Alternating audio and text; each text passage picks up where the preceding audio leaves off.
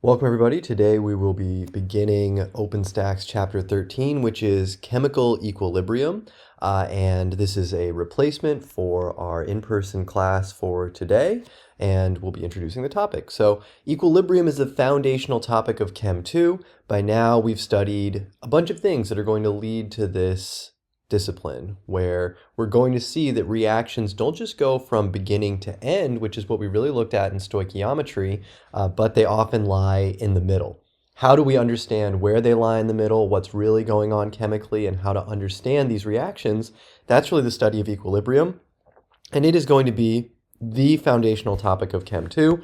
We're going to see it come up again in acids and bases. We're going to see it come up in solubility. We're going to see it all over the place. So here we're looking at an initial view of equilibrium, learning about equilibrium reactions in general, but keep in mind that everything we look at here is going to apply pretty much throughout chemistry, biochemistry, organic chemistry from here on out. So really a critical topic, and I would say the following topics here are really important to understand that they incorporate within equilibrium, that they are part of the equilibrium discipline, and we already know these pretty well already, so shouldn't be too big of a deal. Now, what are we looking at when we say equilibrium? Well, reactions don't just go in one direction. And so we've looked at evaporation in the following way. We have liquid water becomes gaseous water, and we call this process evaporation. But remember that at the same time, gaseous water can become liquid water, and we call this process condensation. And if we have a bottle of water, well, there is no overall change, right? The bottle's closed, there's no water that's leaving, but we actually have both of these processes happening at the same time. We have the liquid that's in the bottom, we have the gas that's in the top, and we actually have an exchange between the two, where liquid is becoming gas and gas is becoming liquid. However, because they're happening at the same rate, there's no apparent change in the bottle, but it's still happening because water wants to evaporate, wants to condense, but this particular sample of water has been allowed to reach a state of chemical equilibrium, where we have these two processes are, happening at the same rate, and there's no visual change in what's going on. We can express this in the following way, where liquid water becoming gaseous water is a reversible reaction, an equilibrium reaction, and we denote that with this double-sided arrow. This is a very important part of looking at one of these reactions, and it denotes that this is not just a forward reaction, it is a reversible equilibrium-based reaction. And at the lowest energy configuration, which is what all systems want to go to, both products and reactants are present, the system is at equilibrium. If what we want to do is force all the gas away, well, that's not what the system wants to do. It's going to still produce gas from the liquid, even if we try to take effort to evacuate all the water vapor gas. Equilibrium is the state that systems like to get to, be they biological systems, and understanding equilibrium is key to understanding how biochemistry works, because everything in biochemistry is, without external input, trending towards equilibrium. Now, we do have a lot of external inputs that direct processes that are not necessarily heading towards that lowest energy state, but that is really critical to understanding how the body works, is that everything wants to get to equilibrium. How we end up generating energy is really through tricks of equilibrium reactions and taking in new ingredients and things like that that will move forward. So anyway, reaction in both directions equal. This is called dynamic chemical equilibrium, and it looks something like this. We have the liquid water, which is the dense water at the bottom of the picture, and we have the gaseous water, which is the less dense in the top. And for every one water that's becoming gas, we have one steam that's condensing back into water. Okay, this is really critical to understanding equilibrium, that it's not a static state. It may look like nothing's changing, you just have a bottle of water, but it proceeds at the same rate in both directions. It is a dynamic chemical equilibrium. And if we are to watch a system come to equilibrium, like the following here, N2O4 becoming 2NO2, this is an equilibrium system that in the end wants some fraction of both. Well, we're going to start with only N2O4, and it's going to start to dissociate and become 2NO2. And then some NO2s show up, and eventually the equilibrium amount of NO2s show up, and it drifts towards that equilibrium. This one is shown here as the NO2s have a tint to them, so we can visually track this reaction, not just microscopically.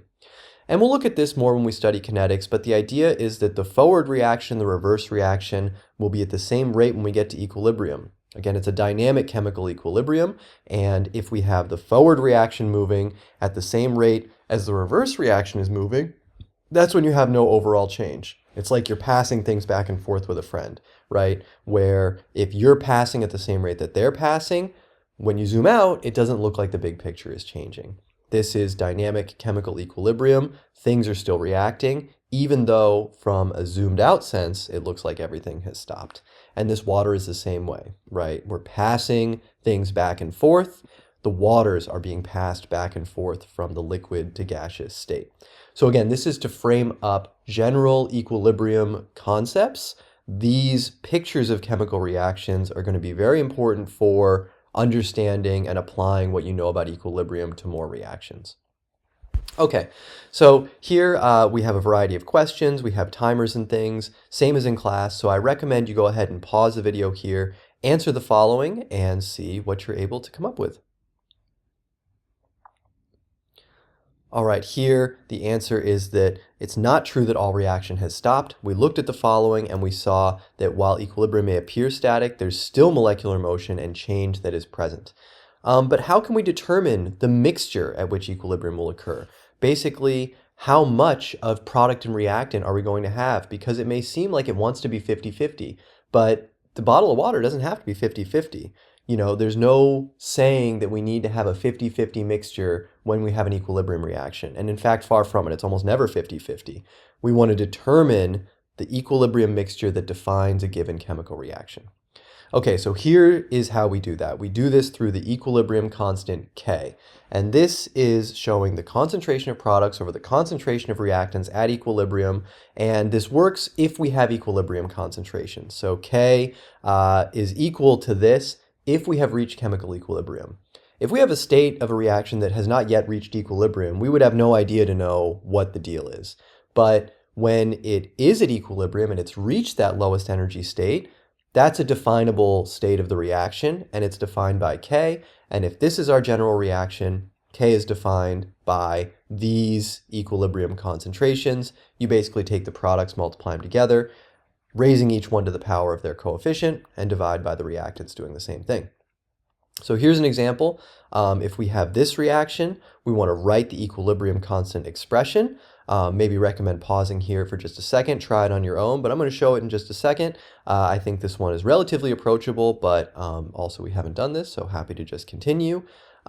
Equilibrium constant expression is the following, and here I've even included these EQ subscripts to show that these are equilibrium concentrations.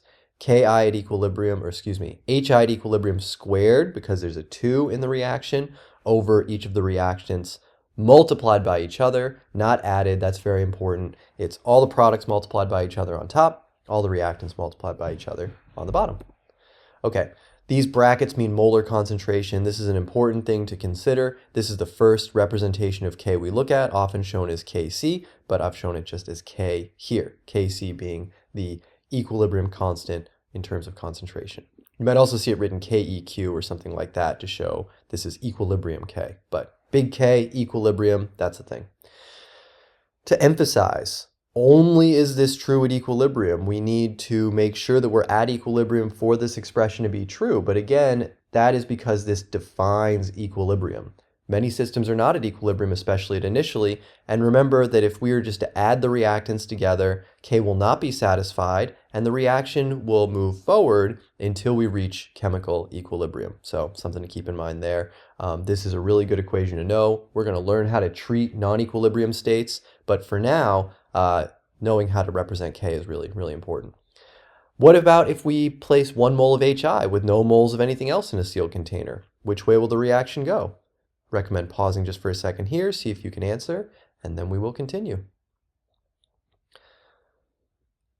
All right, which way is it going to go if we place 1 mole of HI alone in the container? Well, it's going to go in reverse, right? With only products, we need to move backward in our reaction in order to set up that equilibrium expression. Okay, here's an example that we have as well. So at equilibrium, so now I'm saying we are at chemical equilibrium. Do you remember what we talked about as far as K? What state does it define? Can we use it here?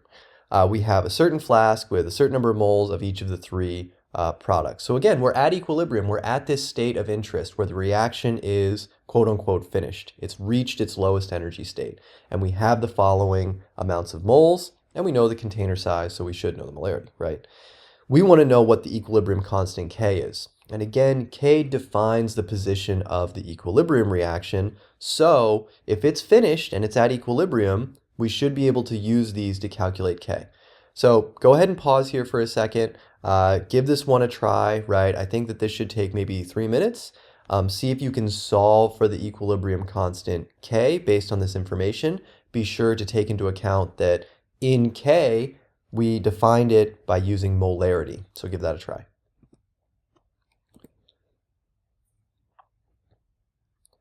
All right, hopefully you've been able to work through this.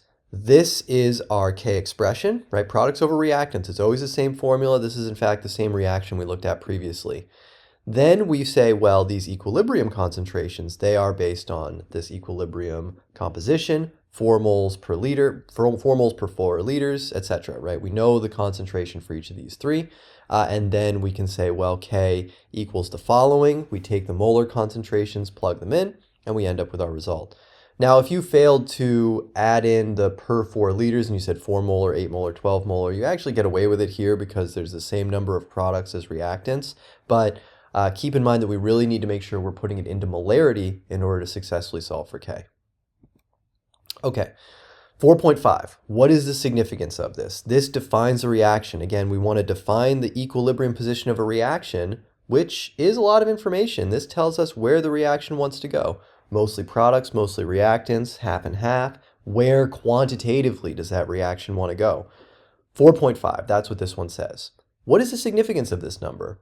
We'll talk about that soon, but keep in mind that these numbers are not just numbers out in space, just like masses are not just masses, right?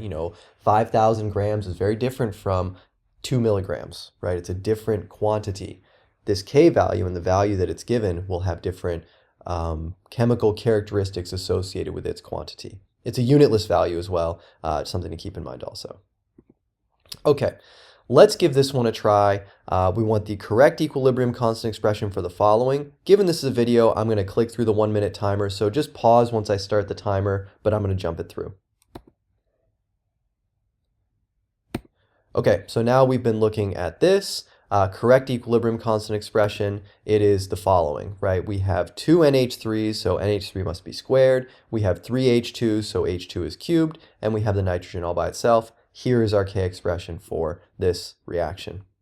K is products over reactants, and adding those EQ subscripts can be a good idea as well. Okay, let's try the following, right? We want to calculate the value of K given the following composition for this reaction. I'm going to go ahead and give you 1 minute again. I'm going to jump through just for the sake of the video, but pause, give yourself a minute or longer if you need, and see if you can come with the right answer.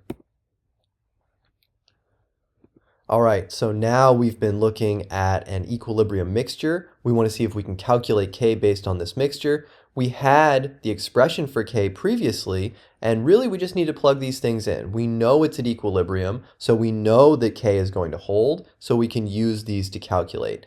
I think that this is a question that students have a lot, like, can I use K, can I not use K?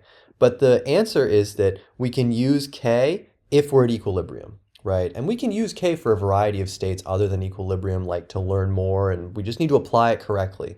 But this mathematical expression, K is equal to products over reactants, this is true only for an equilibrium mixture. We can set up expressions to have variables in them that represent an equilibrium mixture, and there's a lot of ways to use K even if we don't have an equilibrium mixture yet, but keep in mind that K defines the reaction at equilibrium. We can only say K is truly equal to this ratio, meaning the right side, something over something, if we're at equilibrium. Okay, let's try this one. So here's another one. See if you can come up with the answer here. Go ahead and take 1 minute, and I'm going to click through, so please do pause. All right, so here we've been looking at a different kind of reaction, and this may have a slightly unexpected answer, but it is this one where we have B as our answer, not A, which may be the tempting answer. And this is, a look at from the reading, if you looked ahead and you read for K, and I really recommend you skim the reading and kind of check up things before, starting a chapter in class. But if you missed it, no big deal. This is all just practice. We don't include solids or liquids in our equilibrium expressions. Aqueous and gas phase is what must be included, and that's because they behave differently, right? Liquids and solids, they're kind of glummed together. They're the solvent. They're kind of sitting in a corner. They don't disperse evenly and bump into each other evenly in the same way as liquids and gases. That's the long answer. The short answer is that only aqueous and gases should appear in the equilibrium expression. I think I said liquids previously should appear, but aqueous and gas only are to appear. Solids, liquids, please leave out. Okay, so what about K values in general? What do K values represent, right? And this is a really important consideration, I think, for all students who are getting started learning equilibrium with chemistry, that we want to see a K value and we want it to sing. We want it to tell us something about a reaction. So if we have the following, right, a nice simplified reaction, A and B are in equilibrium, and we have K is equal to the B at equilibrium over the A at equilibrium. This is as simple as it gets, product over reactant, one of each. And while the math may look different for if we have like 5 products or 5 reactants, fundamentally it works pretty much the same way. So this is a good example for a great qualitative understanding of equilibrium, which I really think is a great place to start. So let's think about this reaction and let's say, well, if we have this reaction and we allow it to come to equilibrium and it should have the following composition, I'm going to show a little table here. What do we know here?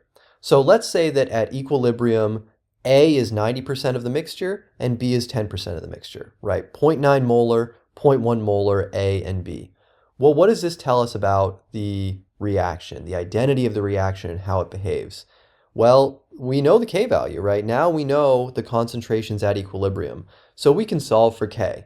And if we solve for K, that's B over A, and our answer is 0.111. This is 1 over 9. K is equal to a decimal here, 0.111. And what do we know about, does this reaction have more products or more reactants? Which one has a larger composition at equilibrium? Well, we can just look at the data that we're given. Reactant has more concentration, right? There's more reactants than products.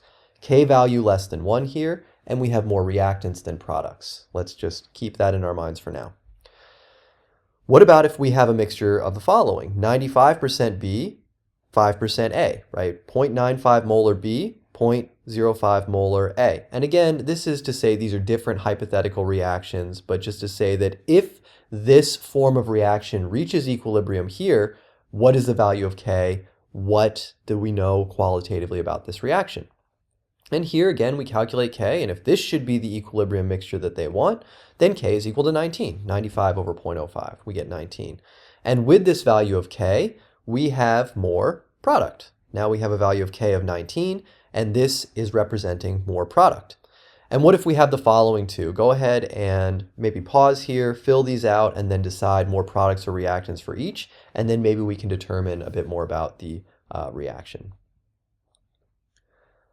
Okay, let's see what you found out about these. So here for the third row, this would be 10 to the 4, so this is 10,000, and we have a lot more product. And finally, for a 50-50 mixture, K is equal to 1, and we have an equal composition of reactants and products. And so here, when we look at our reaction, right, we say, well, K identifies this reaction. And if we look at kind of a number line representation, and I've presented it here on a logarithmic scale with K equals 1 in the middle, when we have anything less than K equals 1, we call this a reactant favored equilibrium. When it gets to equilibrium, it's mostly going to be the left side, mostly reactants. And so there we are with that, right? So anything less than K equals 1, this is the top row here at 0.111. This is a reactant favored equilibrium, more reactants than products. K equals 1 is 50-50. Anything with a lower value of K between 0 and 1, K can't be negative, but a negative exponent on K, or just a decimal, that's going to be a reactant favored equilibrium. And finally, we can have a product favored equilibrium if we're mostly product at equilibrium. So if we have a value of K that is greater than 1, then we say, well, this is a product favored equilibrium because when it's at equilibrium, we have more products. And so we can kind of look at this number line this way, right?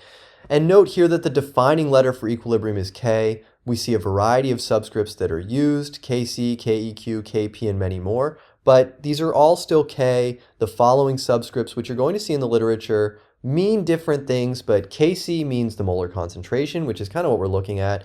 Keq is just additional clarification. This is the equilibrium constant, so a little redundant, but defines this same old K we're looking at. Kp and Ka define a bit more, so this is the Kp would be the equilibrium constant defined by partial pressure, which we can do, and we're going to look at that later in the course. And Ka means that this denotes a weak acid reaction. So we'll see that the subscript does refer to specific reactions as well. Okay, let's look at another question here. So let's take about a minute. Again, I'm going to click through. When at equilibrium, which reaction has a greater percentage of products, right? I've defined two reactions, and I've said here's the Ks for each. So take a minute and decide what you think has more product at equilibrium when we allow it to reach equilibrium. All right, so of these, we want to say, oh, it's C goes to D because this has the larger value of K. Large values of K mean more product at equilibrium. K equals 1 would suggest equivalent amounts. The top C to D reaction has a K value of about 5,000, and the bottom one is 0.0009, so one quite a bit larger than 1, one quite a bit lower than 1, and it's going to be the top greater than 1 that has more product at equilibrium. Okay, so let's take a look at this one. So let's say we have a certain reaction mixture, and we have the following information, right? Here we have K is defined, and then we have the following concentrations that are measured. And here I have not said that we're at equilibrium, right? We're measuring this and we're saying, well, has it reached equilibrium? Do we know if this is at equilibrium yet? So how can we determine this, right? What should be true at equilibrium? Is this true? So this one could be a little challenging, right? But give yourself a few minutes, try to work through this and try to come to a conclusion.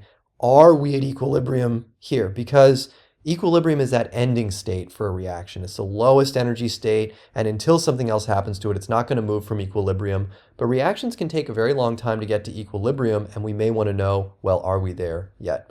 So go ahead and pause here, take your time, and see if you can come up with a conclusion.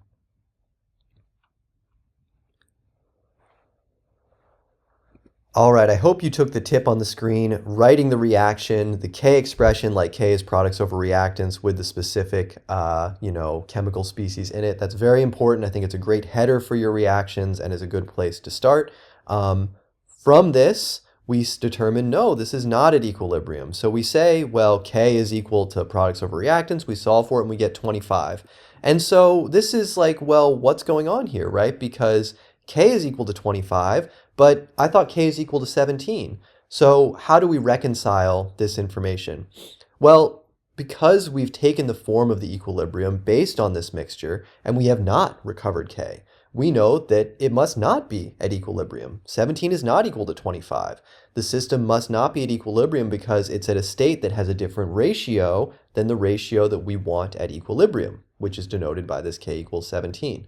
So what does that tell us? What must happen next? We're going to explore that in a minute. But again, if we have a mixture that we evaluate as if it were K and we don't get K, then it must not be at equilibrium.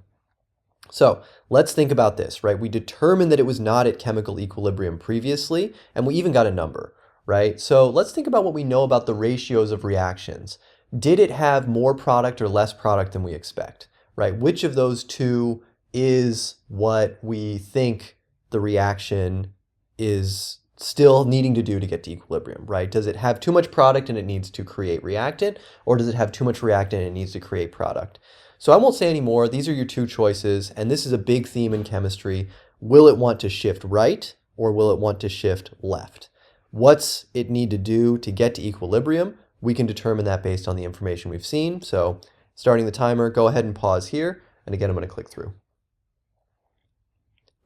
All right, so as we evaluate this, we've determined that the following was obtained equals 25, but K equals 17. And so because of this, what we see is that the current ratio that we have, this mixture, is too high, right? The value of the ratio is too high, which means we have too many products. We need to consume some of that product and make reactant.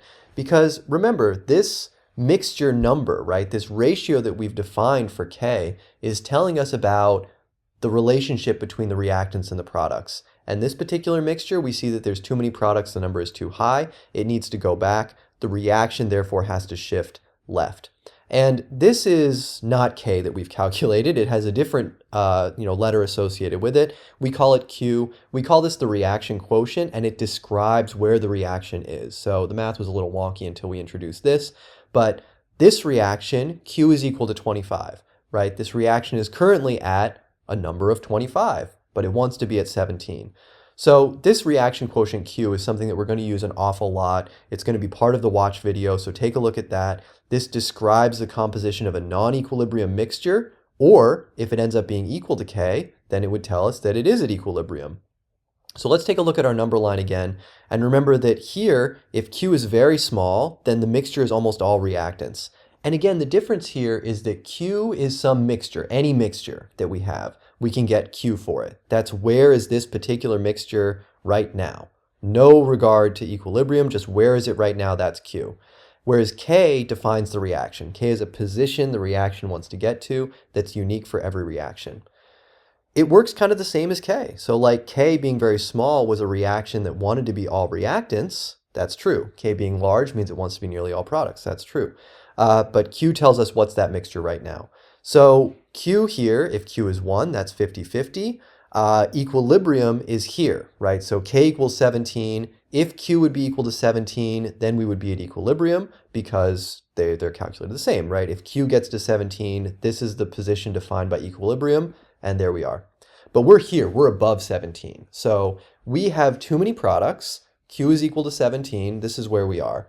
And so in order to get to equilibrium, the reaction needs to take some products and go back to reactants. We shift backward to get to equilibrium. That's where we want to be. And we show this on the reaction above by saying, well, it shifts left. And here's sort of how that works, right? We have more products than it wants to be in its lowest energy state. So some of those products are going to become reactants, and we shift to the left. We're going to pick up here, dealing with Q, dealing with shifts, dealing with how reactions want to change to reach equilibrium is a huge part of chemical equilibrium. And so that's where we're going to pick up. The watch video covers this as well, has some quantitative examples we'll review in class. But for now, to sum up, we talked about the equilibrium constant K, we talked about this reaction quotient, we talked about understanding the equilibrium state. And if you've kind of gotten all of that and can start working through your practice, I think that's a great place to begin with for this unit.